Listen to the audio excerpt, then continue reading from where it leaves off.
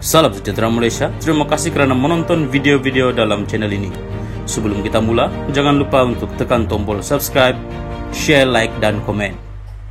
Let's go! Salam sejahtera dan salam perpaduan kepada seluruh rakyat Malaysia. Berita panas hari ini dipetik daripada Malaysia Kini bertajuk Tak diundang, dihalau sertai ceramah PN, Dominic tetap senyum. Berita penuh, bukan sahaja tidak diundang menyertai program ceramah Mega PN Best yang disertai Presiden PAS, Abdul Hadi Awang, malah rakan sekutunya, Dominic Lau diminta meninggalkan program di Tasik Gelugo, Pulau Pinang malam tadi.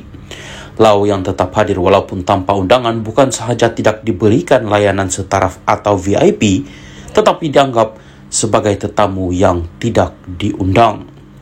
Ketika pemimpin PN lain mengambil tempat di atas pentas, Lau bersama sekumpulan penyokong PN sekadar menunggu di tepi pentas.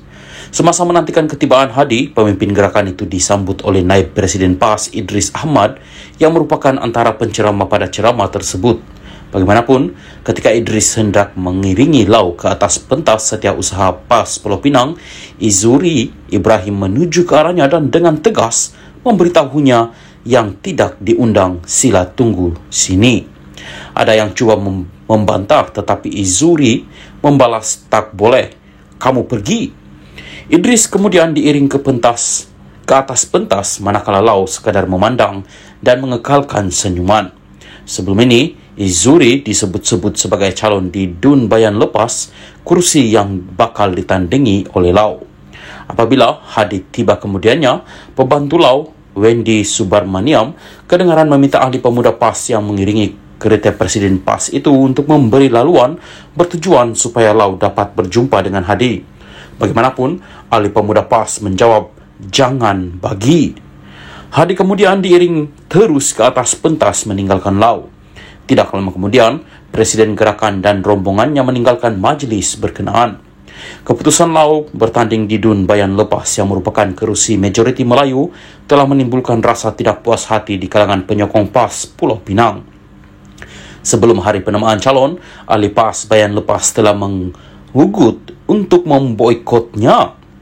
Sementara itu, Izuri ketika dihubungi Malaysia Kini enggan mengulas mengenai layanan PAS kepada Lau itu.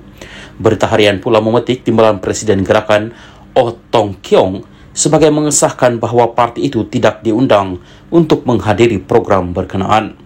Saya hanya maklum mengenai penganjuran ceramah Mega PN Best menerusi siaran langsung di Facebook. Parti itu tidak dijemput untuk diketengahkan pada majlis malam tadi. Setahu saya, ceramah berkenaan mungkin untuk PAS sahaja dan mungkin mereka tak undang kita kerana penganjurnya dibuat di lokasi majoriti Melayu atau hanya mahum penceramah dalam kalangan Melayu, katanya.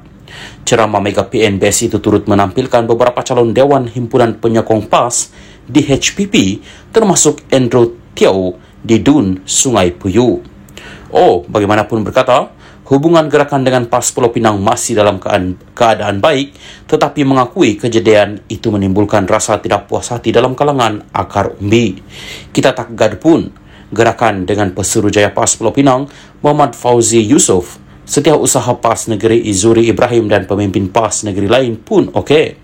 Namun, rasa tidak puas hati dalam kalangan akar umbi masing-masing itu perkara biasalah dalam politik. Kerjasama serta hubungan dengan PAS dan bersatu sebenarnya okey, tetapi sedikit tidak puas hati dalam kalangan parti komponen itu perkara biasalah, katanya lagi. Salam sejahtera dan salam perpaduan kepada seluruh rakyat Malaysia. Berita panas hari ini dipetik daripada Malaysia Kini bertajuk Hina Raja, jangan buat cerita lepas polis ambil tindakan. Berita penuh, timbalan Ketua Polis Negara Ayub Khan Maidin Pichai memberi amaran kepada mana-mana pihak yang cuba mereka-reka cerita selepas tindakan tegas diambil terhadap mereka kerana menghina institusi diraja. Katanya, tindakan tegas akan diambil pihak polis tanpa mengira latar belakang individu terbabit. Amaran pun dah bagi, yang di Pertuan Agong pun dah bertitah. Jadi kalau ada lagi mana-mana individu yang cenderung untuk menghina institusi raja, tindakan tegas akan diambil. Dan bila tindakan tegas diambil, jangan membuat cerita-cerita lainlah. Jadi hati-hati.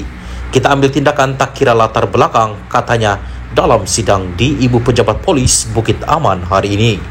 Ayub berkata demikian ketika ditanya mengenai dakwaan Menteri Besar Sementara Kedah Muhammad Sanusi MD Nor bahawa pihak polis merancang penahanannya sejak 6 bulan lalu. Siapa-siapa boleh buat apa-apa dakwaan, itu terserah pada individu terbabit. Tapi bila tengok kronologi kes YB Sanusi, dia buat kenyataan pada 11 Julai kan. Pada 12 Julai ada orang buatlah report polis. 14 Julai ahli majlis di Raja Selangor buat report. Dari susunan kronologi itulah kita membuat tangkapan pada 18 Julai dan dia dituduh di mahkamah, kata Ayub. Justru, kata Ayub, tidak timbul isu pihak polis merancang siasatan itu 6 bulan lalu atau berlaku konspirasi terhadap Sanusi. Pada 18 Julai, Sanusi menghadapi 2 pertuduhan menghasut di mahkamah Session Selayang berhubung ceramahnya pada 11 Julai. Dia menghadapi 2 pertuduhan kerana mengeluarkan kenyataan berbaur hasutan yang boleh mencetuskan ketidaksetiaan terhadap raja-raja.